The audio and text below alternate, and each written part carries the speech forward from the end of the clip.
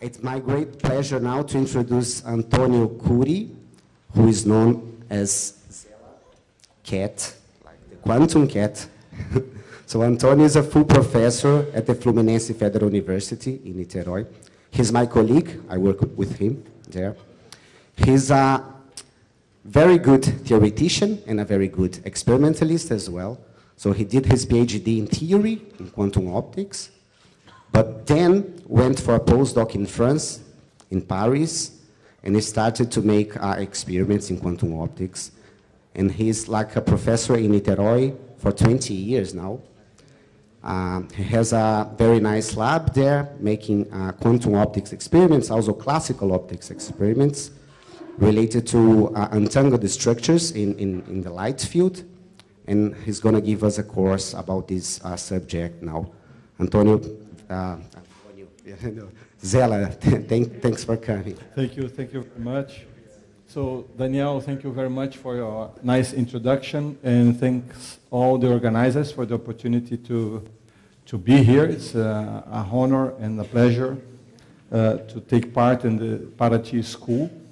I was lucky enough to come to all editions of the Paraty School and Workshop since 2007, and I played different roles in the school. Now it's the first time I play the role as a lecturer. So my full name is Antonio Zelaquett Khoury, and so as Daniel explained, I like to sign my name like this, Zela, so most people just call me for the short Zela, and so it's fine. And as Daniel said, I'm going to talk about entangled structures in classical and quantum optics, and I'll try to be as clear as possible about what I mean about these non-separable structures in classical optics. So we work at Universidade Federal Fluminense with Daniel. For those who wonder where this word Fluminense comes from, actually it comes from the Latin word Flumen, which means river. So everything that says about the state of Rio de Janeiro is called Fluminense. So it's a federal Fluminense, but placed in sites in the country parts of the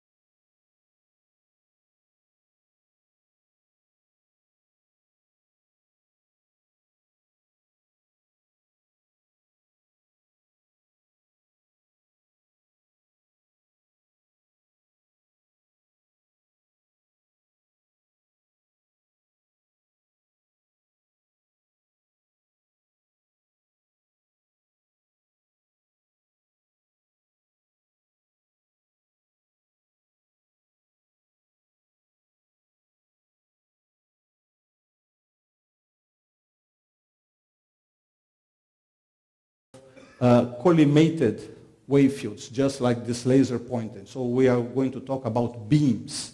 So in this case, we solve the wave equation in a regime that is known in optics as the paraxial optical regime. So essentially, you propose some variable separate solution for the wave equation, a spatial part, a time varying part, and a unit vector here. Then you end up with the Helmholtz equation for the spatial part, and then in the Helmholtz equation you will propose that this spatial part has a fast variation along a given direction in space, which is the propagation direction of the optical beam, and then you have some transverse field distribution that is dependent on the transverse variables here, x and y, but also may evolve with propagation to, for example, to describe diffraction. Okay? So the paraxial equation, then we do the paraxial approximation in which this function here is assumed to vary very slowly along propagation. And then we end up with this equation for this slowly varying spatial part, which is the so-called paraxial equation, and then we can identify this equation as something similar to the Schrödinger equation, okay, where we have the time replaced by the propagation coordinate z. Okay, so we see here we have the first derivative and the imaginary factor before it. So the solutions for the paraxial equation, they are very similar to many solutions in quantum mechanics of a single particle. Okay? So I will just briefly describe one basic solution, which is this, what we call the fundamental Gaussian mode, which has essentially some Gaussian distribution of the amplitude of the transverse distribution of the amplitude. So it describes pretty much this laser beam here. You see a round spot. So essentially, more or less, the intensity distribution will be Gaussian along the spot. And we'll have some phase factors here that describe diffraction along propagation. So this has many parameters here that are related to diffraction. So this is the Rayleigh range, which is essentially the scale at which the diffraction occurs, and some other parameters like the waist, which is the minimum width of a focused beam. Okay, so these are the main physical properties of this solution of the paraxial equation. But this is not the only solution. We can build many other solutions, and in fact, we can have a whole family of solutions of these paraxial equations, and they are the two families. For example, these two families, they are defined as solutions of the paraxial equation in rectangular coordinates. So if you use the Cartesian coordinates for the transverse plane, then you end up with this Hermite-Gaussian structure. So those are beams that they present themselves with this kind of intensity profile. So we have this Gaussian fundamental beam, and then we have these double spot beams that they can be, for example, vertical and horizontal, and so on. And essentially they are called like that because they involve products between Hermite polynomials and Gaussian functions. Okay, so a generalization of the Gaussian mode that I just mentioned. But also we have the so-called Laguerre-Gaussian beams. So the Laguerre-Gaussian beams is what you obtain when you solve the paraxial equation in cylindrical coordinates. And then you have all these functions here. They are essentially the product between Laguerre polynomials, associated, generalized Laguerre polynomials and Gaussian functions. This is the way they are called this way, and present themselves like that. The interesting thing is that, for example, so these modes here, there is a hierarchy of modes in which we group them by order, which I will define soon what I mean by that. So, in fact, in this family here, we can identify beams in which the intensity flow, the energy flow, doesn't go straight, but it spirals along propagation. So these are natural optical vortices that you can build in a laser beam, for example, with holographic techniques. And for example, in this case here, you have two vortices, and they are independent from each other in the sense that they turn in opposite signs. So you can have a propagating clockwise or counterclockwise vortex propagating. Okay? And so this vortex structure, or this transverse mode structure of the beam, will serve us as an extra degree of freedom to encode information. Let's see how it works. So these are the full expression for the Hermite Gaussian modes. As I said, these are products of Hermite polynomials, Gaussian functions, plus diffraction terms. So these functions here, they form an orthonormal basis. So in the sense, you have a formal inner product between the different mode functions. So they are orthogonal and normalized. They also provide you a complete set of functions, of square integrable functions in 2 dimensions. So it's a complete set. You can expand any square integrable function in 2 dimensions in terms of this Hermite Gaussian basis. And as I said, the modes, they have some indexes here, M and N, and we group them in orders in which the orders is simply just the summation between the 2 indexes, M and N. Okay? When we go to the Laguerre family, it's, as I said, it's about the same. We have this generalized Laguerre polynomial, the Gaussian, the diffraction terms, and we have also this monomial term here. And we have something extra. We have some azimuthal dependence of the electromagnetic field, or of the phase of the electromagnetic field with the azimuthal variable. So this term here describes the vortex property of the beam, okay? And this serves as an extra degree of freedom to manipulate in unitary transformations, for example. So here we have 2 indexes to characterize the Laguerre Gaussian beam. We have the radial index P and the angular index L, okay, which gives you the vorticity. And it's quite interesting because this monomial term here is also dependent on the angular momentum, or I mean this phase dependence here. And this is because you see that this variable phi is not well defined in the middle of the beam, in the center of the beam. So nature is wise enough not to put energy where the phase of the beam is not defined. So it's about the same question that we have if we ask ourselves, what time is it at the North Pole? What time is it at the North Pole? So all timelines, they meet at the North Pole. So the North Pole doesn't have a well-defined time. So the beam, also the electromagnetic field, doesn't have a well-defined phase in the center. But no problem. We don't have any energy there. So over there, the mode is 0. So this is why those vortex beams, they present themselves with a black spot in the middle. So these functions, they are also, there is a hierarchy of orders. So the P mode, the P index count twice for the mode, and the L index count once here. So, and also they form an orthonormal basis and also a complete, orthonormal and complete basis. Okay? So the interest for these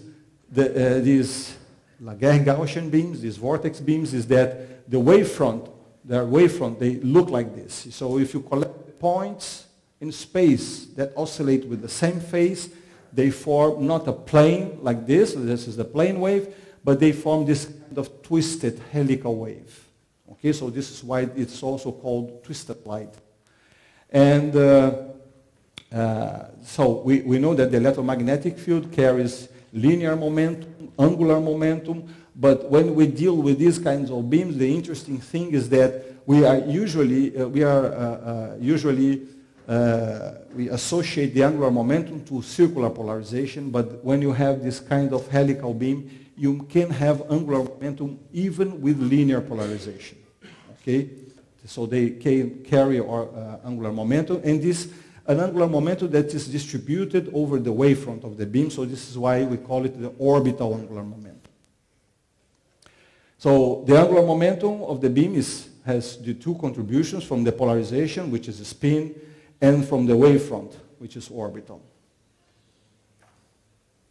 So these are some measurement properties of the vortices, so how we identify them in the lab. So the intensity distribution, as I said, it's a hollow distribution. It looks like cylindrically symmetric, but there is no cylindrical symmetry because actually the phase depends on the azimuthal angle. So if you interfere the vortex beam with a plane wave, then you have this kind of spiral structures of constructive and destructive interference.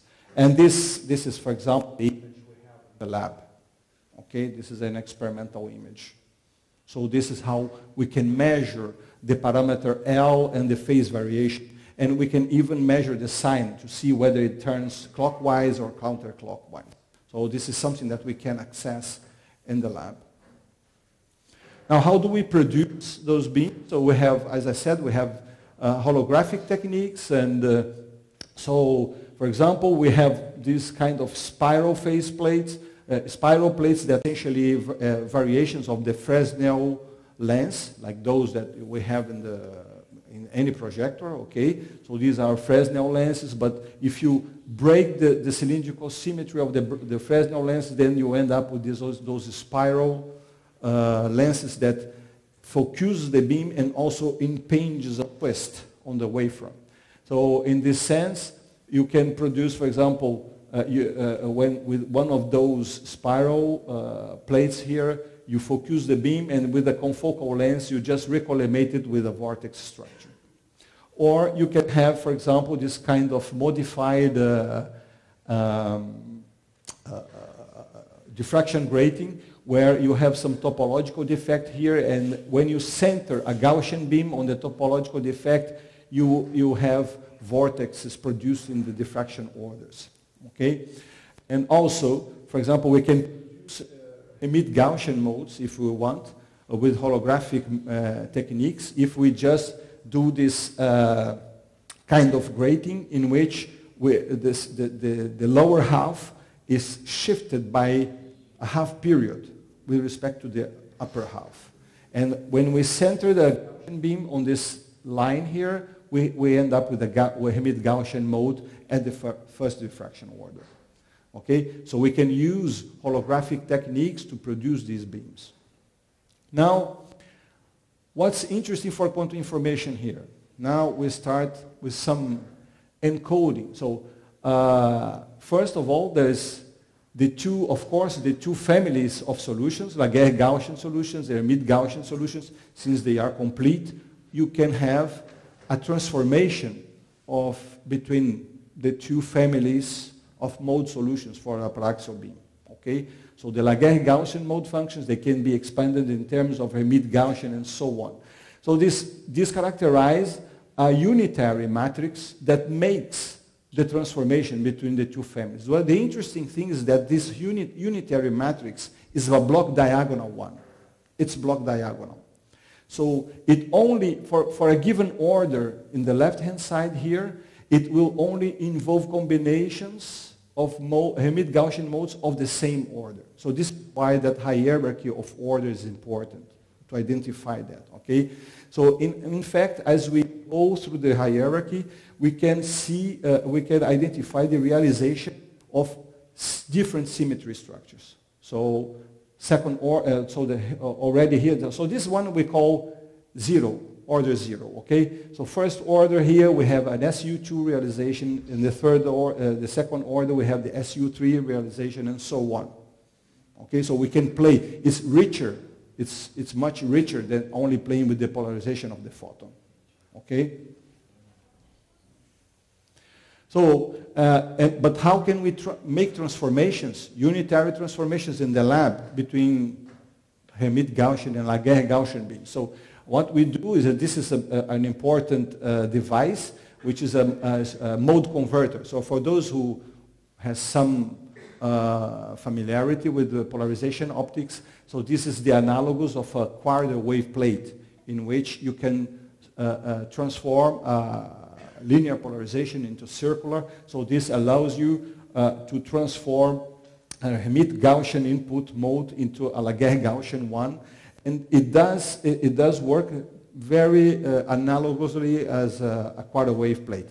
It impinges a phase shift between the two Hermite components that are the eigenmodes of the converter. So if these are a mode converter based on astigmatism, so it's based on cylindrical lenses.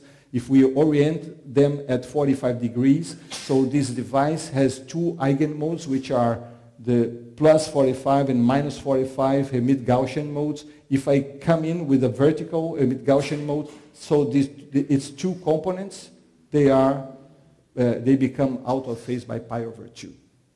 Okay, so in fact, not only Hermite Gaussian modes, horizontally and vertically oriented, can be conceived, but also rotated Hermite Gaussian modes. And we can expand the rotated Hermite Gaussian modes in terms of the horizontal and vertical, and vice versa. Okay, so this allows us to exploit the mathematics of what is in quantum information is a qubit, okay, in these first order modes, for example. So first order Hermite Gaussian modes or Laguerre Gaussian modes, I said that it forms an SU2 structure, so we can represent general first order modes in a Poincare sphere, or in quantum information we describe, for example, we have a two-level system, we have two basis vectors 0 and 1, and we create a general single qubit state like this that we can represent geometrically in the Bloch sphere, where the coefficients here are given by the angular coordinates on the sphere. Okay, so this represents the general state of a qubit, a normalized general state of a qubit with a given choice of global phase. Well, the same holds true for the Laguerre Gaussian and Hermite Gaussian modes. So if we think about a first order mode, any first order mode can be decomposed as a superposition of two counter-rotating vortices, for example. So this gives rise to what we call the Poincare sphere. So the Poincare sphere is well known in polarization optics. So you place on the poles the two counter-rotated circular polarizations, and along the equator you place all possible orientations of linear polarization, and then in the middle you have the elliptical polarizations. Okay, so if we restrict ourselves, so this is a general polarization state in which we have the same coefficients as in the Bloch sphere qubit representation. And also we can define the Poincare sphere for first order modes. So here we place the counter-rotating Laguerre Gaussian modes on the poles, North Pole, South Pole, all the possible orientation of Hermite Gaussian modes on the equator, and then we have more general first order modes that are analogous to the elliptical polarization. Okay? So then we have the second Poincare sphere. So even a classical, all these psi that appear here, they are objects of classical optics. This is just the amplitude of the electric field that describes the laser beam propagation. There is no quantum mechanics here, not yet. Okay? So, and this holds true also for polarization. You don't need quantum mechanics, quantum physics to describe the polarization of a laser example. Okay? So, but then, of course, if you can realize two different degrees of freedom that somehow to which somehow you can apply the SU2 symmetry, classical laser beam, and if you want to make a complete description of both degrees of freedom, then naturally that you will use the tensor product structure.